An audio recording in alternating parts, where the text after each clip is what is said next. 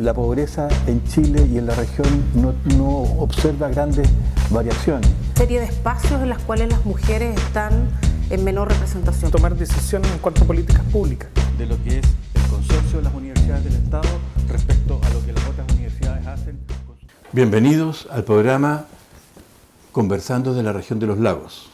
Hoy día lo hacemos desde esta sede del programa de estudios y documentación en ciencias sociales de la Universidad de los Lagos.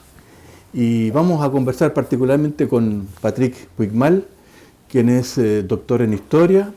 Él es el encargado de este centro de documentación y ha sido particularmente relevante el hecho de interesarnos en lo que es la primera parte de la historia de Chile y el rol que jugaron algunas personas venidas de Francia en el Ejército Libertador. ¿Cómo estás, Patrick? Muy bien, gracias por la invitación.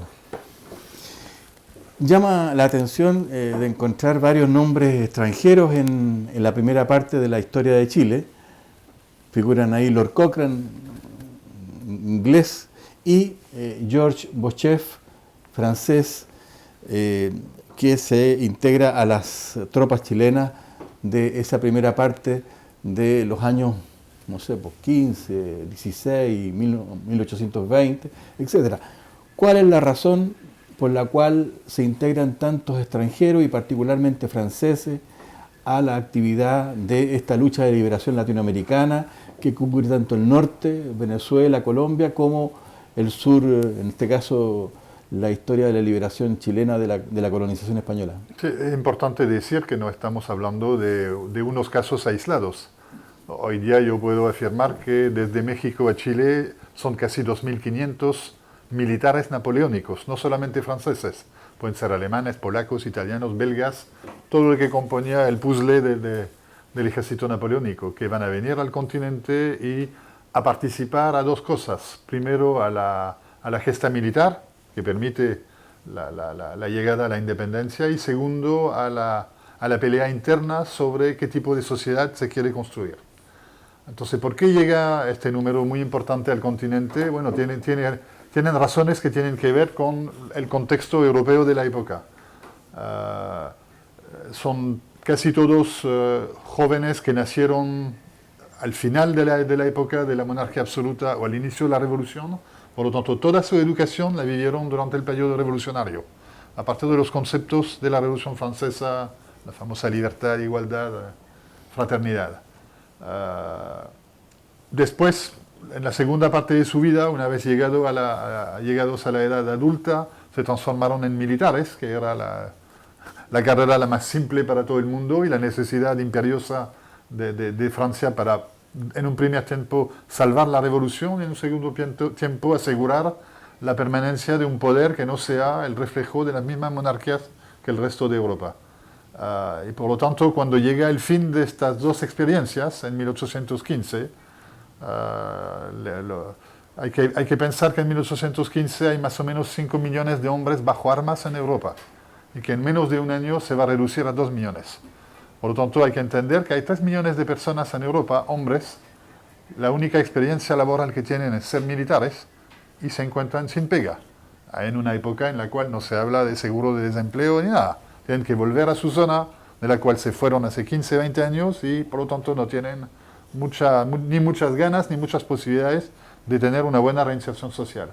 O sea, tendríamos que decir que después de la Revolución Francesa, 1789, hay toda la construcción de una república y que a la luz, al amparo de esa república va surgiendo un ejército de nuevo tipo, en la cual se comprometen una cantidad de oficiales y que a la derrota del ejército napoleónico quedan cesantes esos militares que con la visión de ser republicanos se interesan por la independencia de los países latinoamericanos. Bueno, sí, de una cierta manera sí, pero hay que agregar algunas otras razones para entender la masividad de este movimiento. Como tú lo dices, muchos de ellos son republicanos, muchos de ellos han tenido problemas con Napoleón, que es todo salvo un régimen republicano. Pero lo siguieron porque eran parte del ejército y porque les hizo descubrir un mundo distinto. Y Napoleón, además de su lado dictatorial que nadie consciente puede negar, es también el que implanta el Código Civil, la información, la educación gratuita y laica en Francia, la separación entre la Iglesia y el Estado, y por lo tanto, a pesar de ser un emperador dictador, maneja algunos conceptos que son profundamente revolucionarios y que generan sistemáticamente la oposición de todo el resto del mundo europeo. Por lo tanto, la importancia de esos militares es primordial para salvar el sistema. Entonces, pierden su empleo y en el mismo tiempo, por su ideología, son bastante antiborbónicos. Por lo tanto, la vuelta de Luis XVIII al poder en Francia para ellos es una catástrofe. La vuelta en Europa de la Santa Alianza que quiere definir de manera definitiva las fronteras y la religión católica como los dos puntos centrales de las nuevas monarquías, algo que no pueden soportar. Entonces, ¿qué hacen? Algunos deciden ir a un lugar donde las cosas están en movimiento. Y desde 1810 en el continente, todo el mundo sabe en Europa que se han iniciado luchas de la independencia y que además hay posibilidades para ellos. Yo creo que hay un tercer elemento que explica también por qué vienen en países dominados por los españoles, es el odio que tienen a España. La guerra contra España fue muy dura, tanto para los españoles que para los napoleónicos, y muchos de ellos, como Jorge Bochev, fueron presos en España, torturados, encerrados en barcos sin comida, sin nada. Por lo tanto, han desarrollado un anti-españolismo, anti-hispanismo bastante importante. Entonces, si tú agregas las tres razones, el desempleo, un cierto republicanismo, por lo tanto un cierto liberalismo, más un odio a España, no es tan sorprendente verles llegar en número importante acá. Pero hay que decir algo, Jorge Bochev, cuando sale de Francia no tiene idea que va a llegar a Chile. Probablemente ni sabe que existe una región que se llama Chile. Muchos de ellos pasan a los Estados Unidos. ¿Y quién los contrata en Estados Unidos? Los enviados de esas nuevas repúblicas o de esos movimientos independentistas. Para Chile tienes José Miguel Carrera, para Argentina tienes el coronel Thompson, para los países bolivianos está Antonio Sea, Camilo Torres por los mexicanos, bueno, una serie de enviados que están allá para obtener el reconocimiento de Estados Unidos, la ayuda, que no van a obtener ni uno ni el otro, pero también para contratar oficiales de carrera. O sea que diríamos que ahí coinciden varias condiciones en Europa. Una de ellas es el intento o la restauración de la monarquía, sí, y estos militares que habían conocido ya las tres palabras de libertad, fraternidad y democracia, igualdad, no estaban dispuestos a volver atrás y a servir al rey. Por lo tanto, ven que tienen destrezas militares, habilidades, y ven que hay luchas que lo pueden albergar, particularmente en América, y se van, digamos, a los Estados Unidos, de donde son integrados después a los recientes o todavía inexistentes ejércitos latinoamericanos que a partir de 1810 y durante todos esos 10 años que van hasta 1820 se libran las grandes luchas, digamos, por la independencia de España y más tarde de Portugal. Obtienen muy rápidamente su integración porque la mayoría de los oficiales de los ejércitos coloniales eran españoles. Había muy pocos oficiales criollos y menos del pueblo. Por lo tanto, cuando ya se inicia la lucha de la independencia, muchos de ellos se van al ejército colonial y no entran en el ejército independentista. Por lo tanto, hay una tremenda necesidad de oficiales con experiencia. Entonces, esos tipos que como Bochev, que no era más que sargento, van a obtener grados muy altos muy rápidamente porque tienen 15, 20 años de experiencia militar, lo que aquí casi nadie tiene. Ahí entonces saltamos rápidamente a la situación chilena, en la cual de alguna manera confluyen lo que es Lord Cochrane, que era que estaba a cargo de la Armada, de la Marina, y que tenía como misión venir al sur a liberar la plaza de Valdivia, y venía acompañado por Jorge Bochev. Entonces, ¿en qué periodo ocurre eso de que la Armada se desplaza al sur a conquistar Corral? Cochrane llega a Chile en 1818, le dan inmediatamente la responsabilidad de la Armada chilena, y uno de sus primeros roles es, como tú lo decías, ir a tomar Valdivia. Valdivia es una plaza muy importante hacia la cual podría haber llegado fuerzas españolas marítimas para reconquistar el centro de Chile. Cuando hablamos de independencia de Chile, hablamos de la región entre Coquimbo y Concepción. El resto no es Chile en los papeles de la gente de la época. Entonces, cuando a Cochrane le confían esta misión, le dicen, bueno, le vamos a enviar en sus barcos los 2-3 mejores batallones que tenemos, y uno de los batallones lo dirige Jorge Bochev, que ya se ha distinguido en varias campañas, que es un tipo que muy rápidamente se integró, que es profesor de la primera escuela militar, en la cual todos los profesores son oficiales napoleónicos, la escuela creada por O'Higgins en 17, por lo tanto un tipo que ya está totalmente integrado. ¿Cuál es la estrategia que usa Cochrane y Bochev para conquistar Valdivia? Una estrategia 100% napoleónico, nunca atacar donde te esperan. ¿Ya? Sí. Lo más normal, cuando tú llegas a la bahía de Coral, sería de atacar directamente el fuerte de Coral, ¿Sí? porque es donde están los españoles. Y lo que hace Cochrane, pero influenciado por Bochev, porque quien establece el plan de batalla es Bochev, no es Cochrane, y además quien lo aplica es Bochev, porque Cochrane se queda en su barco, es atacar por la costa sur y tomar uno por uno las pequeñas fortificaciones, hasta llegar por detrás a Coral.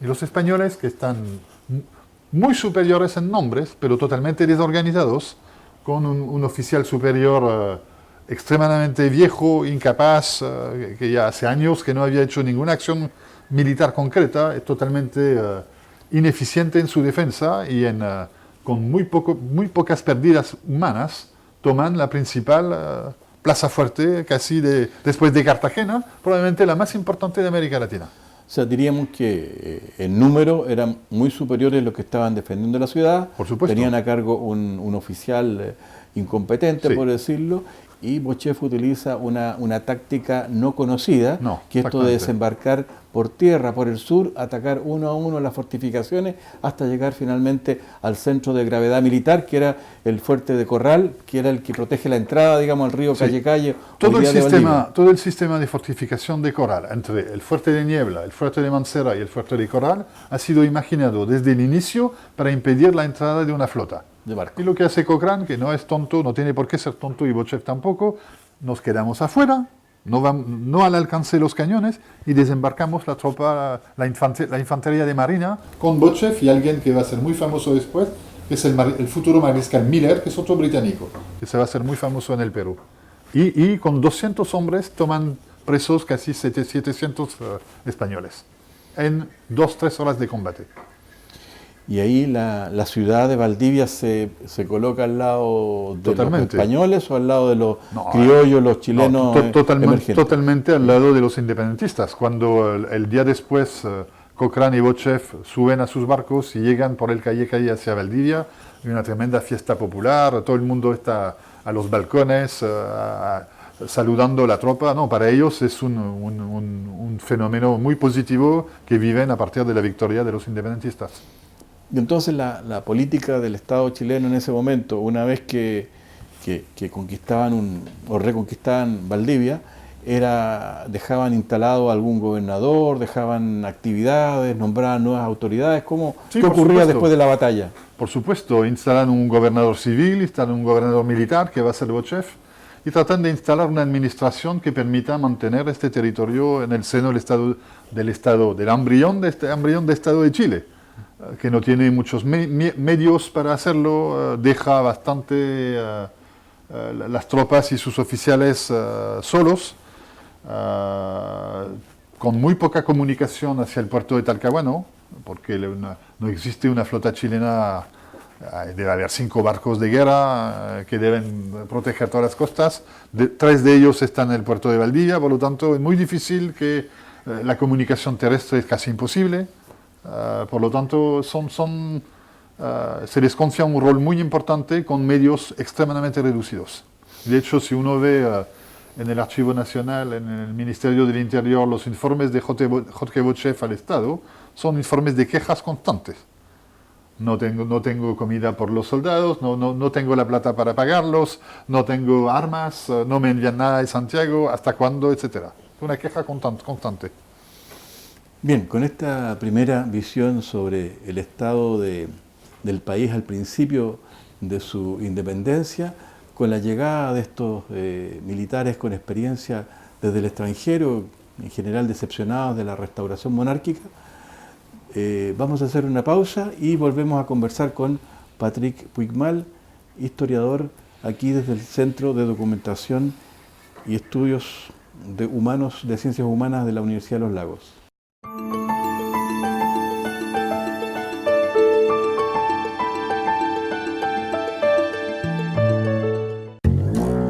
Miles de personas hacen compras cada día en panaderías, supermercados, tiendas y otros establecimientos. Publi es una bolsa de papel biodegradable que sirve como medio publicitario, que se entrega de manera gratuita en todos los establecimientos, que a su vez entregan la bolsa de manera directa a sus clientes. Es por eso que Publi es la mejor forma de llegar a miles de personas. Publi es un medio de alto impacto visual. Tú eliges el alcance. Puedes invertir por zonas y en diferentes formatos de anuncio. Queremos aportar al mundo con una opción biodegradable, con bolsas hechas de papel que provienen de bosques sostenibles. Esta es la mejor forma de hacer publicidad y hacerle bien a nuestro planeta. Publi pone las marcas sobre la mesa. Somos el soporte número 1 en el mundo en branding de bolsas ecológicas. Publi es una marca de Publi Ideas. www.publipan.cl.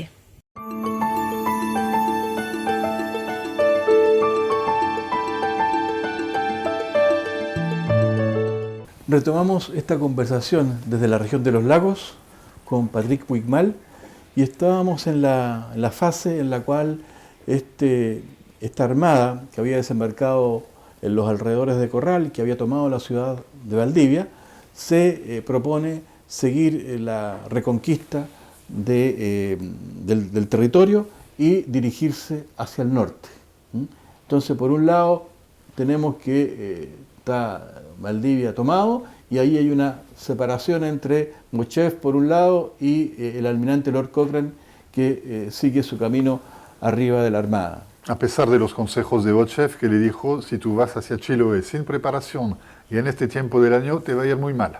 Ya. De hecho, le va muy mal porque pierde la mitad de sus hombres y tiene que volver rápidamente a Valdivia.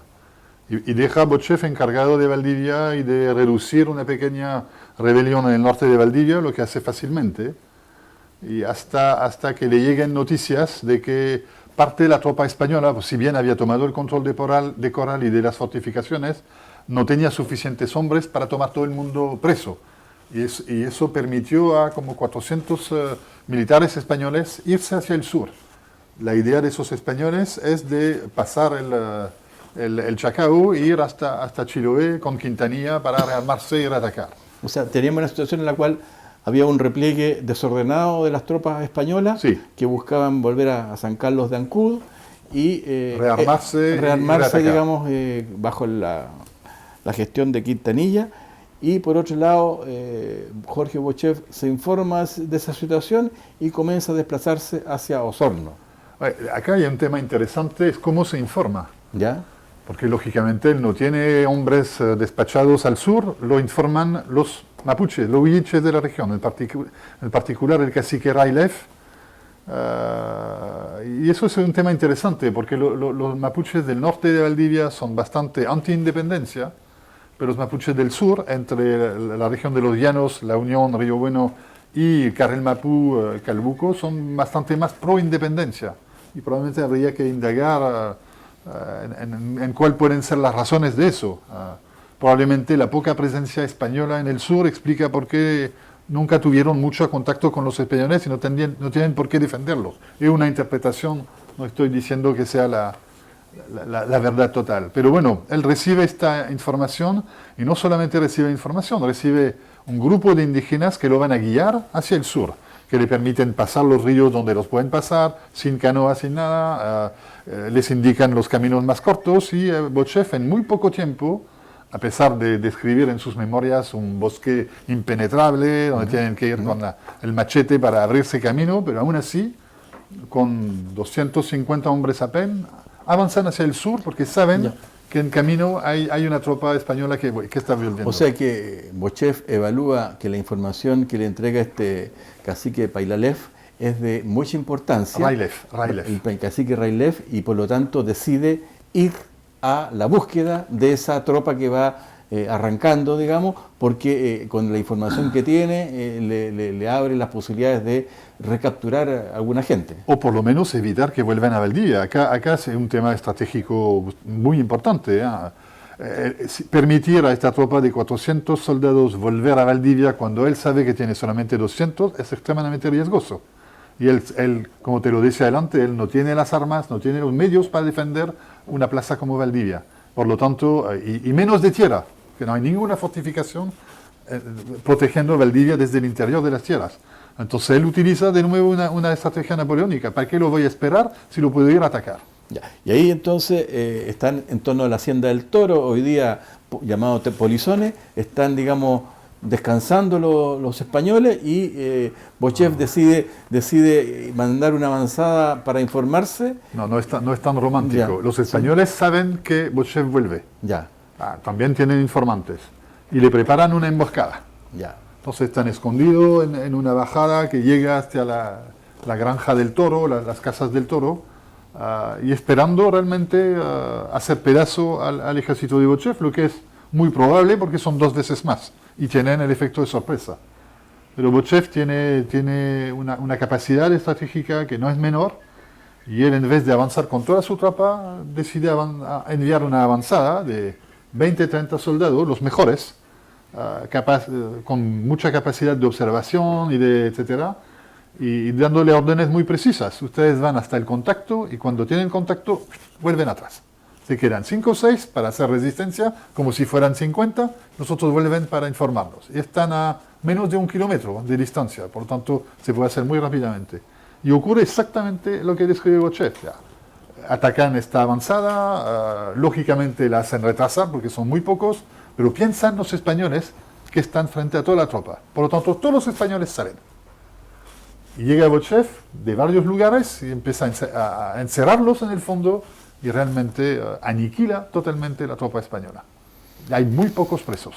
O sea, diríamos que lo estaban esperando a Bochev para hacerle una emboscada, Pero Bochev hace una contraemboscada, Exactamente. simulando que él cae en la emboscada, pero por los alrededores, con una fuerza numéricamente inferior, logra aniquilar esos casi 400, de las cuales una gran parte son bajas directas del ejército español, muchos prisioneros, y son un número reducido que logra escapar a Garel Mapu posteriormente. Muy pocos, muy pocos. Hay unos 100, 150 que va a llegar como reo a Valdivia y los otros están o muertos o desaparecidos. No sabemos lo que pasa con ellos, porque al final no hubo mucha investigación después sobre este tema, pero yo no creo que muchos hayan podido volver a Chiloé, o a Garel Mapu, o a Calbuco. Y es un tema importante, es una batalla muy importante que no tiene mucha relevancia en los libros de historia en general, salvo Vicuña Maquena, en un momento que la destaca. De hecho, el monumento del Toro es una frase de Vicuña Maquena, pero es una batalla muy importante, porque, o por lo menos un combate, por el número uno podría hablar más de combate que de batalla, porque justamente impide la reconquista de Valdivia, impide a los españoles apoderarse de una plaza fuerte, muy fuerte, justamente, a la cual podrían haber llegado barcos españoles con más soldados y por lo tanto amenazar hasta la independencia del país. Por lo tanto, estratégicamente, la victoria de Bochev es extremadamente relevante. O sea, el rol que cumple esa batalla dentro de la independencia de Chile, como la última batalla continental que logró desarticular la posibilidad de la reorganización del ejército español y de volver, como tú dices, a reconquistar las ciudades, Osorno, Valdivia, fue de mayor importancia. Por lo tanto, ahí hay una lucidez de Bochev de no quedarse defendiendo Valdivia, sino que avanzar al encuentro de esas tropas que estaban retrocediendo y que estaban, digamos, y que se encontraron ahí en torno al Toro. Pues eso tiene que ver con su experiencia. Él analiza la situación y se da cuenta que no está en capacidad de defender Valdivia. La ciudad no está armada, no está construida para una defensa desde el interior. Entonces, sabe que la única solución que le queda es ir al encuentro de los españoles. Y él juega con su experiencia de la guerra de guerrilla, por ejemplo, en España. Él estuvo 4 años, si no me equivoco, en España, y tiene mucha experiencia de eso, y él sabe que, aunque probablemente van a tratar de emboscarlo, si se dice emboscar, él tiene como para ofrecer un contrapeso eficiente a la emboscada. En ese mismo contexto un poco posteriores a ello, ¿hay algún rol significativo de los huilliches más allá del... No, bueno, los huilliches continentales de esta zona no mucho. Los que sí viven en Chiloé, por supuesto, pero ellos tienen una posición muy distinta a los huilliches del cacique Raileff. Ellos son pro régimen español, pro monarquía. El 80% del ejército chilote es indígena, no es ni... Debe haber en el ejército de Quintanilla unos 40 españoles, que son todos oficiales. Los soldados, en su inmensa mayoría, son huilliches y tienen una posición totalmente distinta. Yo creo que los huilliches de Chiloé han encontrado en el régimen español una manera no demasiado pesada de vivir su vida siendo parte de un régimen distinto. Y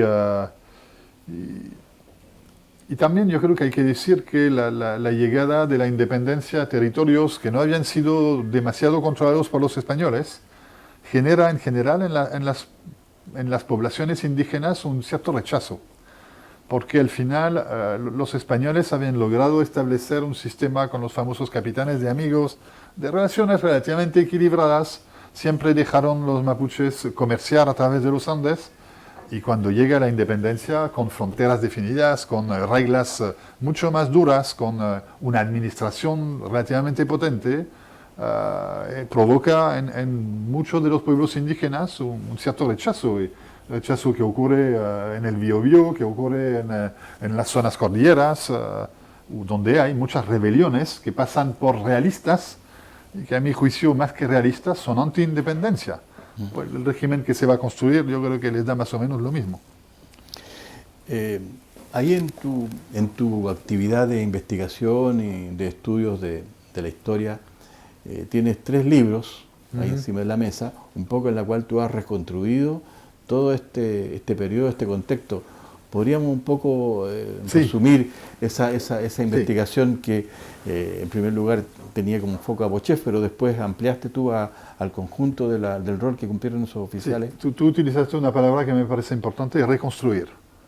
Porque si yo digo en el ejército chileno que debe tener entre 3.500 y 4.000 hombres, si yo digo que hay 300 napoleónicos, acá estamos hablando de un fenómeno bastante mayor.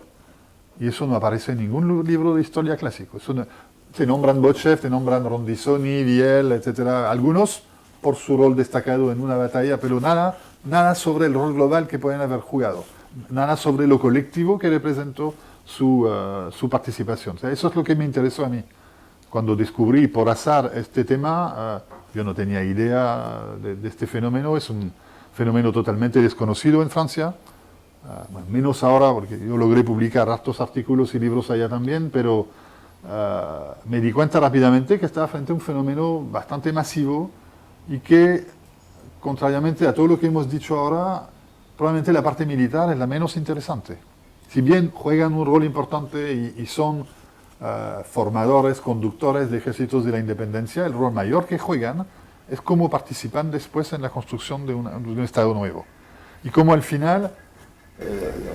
estoy trabajando en un texto que llamo la saga del triple fracaso, porque al final fracasaron en Francia con la instauración de un régimen republicano, fracasaron muchos de ellos en las rebeliones liberales de los años 20, y van a fracasar acá porque el modelo de Estado que se construye en América Latina es un modelo muy centralizado, muy poco democrático y muy librecambista, que no es obligatoriamente la filosofía que tienen.